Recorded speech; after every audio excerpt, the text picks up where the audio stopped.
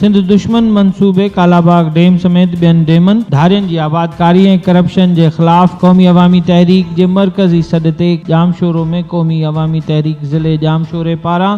शबीर सांद, अब्बास पठान, मुश्ताक अहमद चांडियो, गुलाम अहमद खोसो, सरमद सहारण, अली अहमद चांडियो, सूमर Khan Jamali, comrade जोशीलो Sindhi, रब नवाज़ अबड़ो,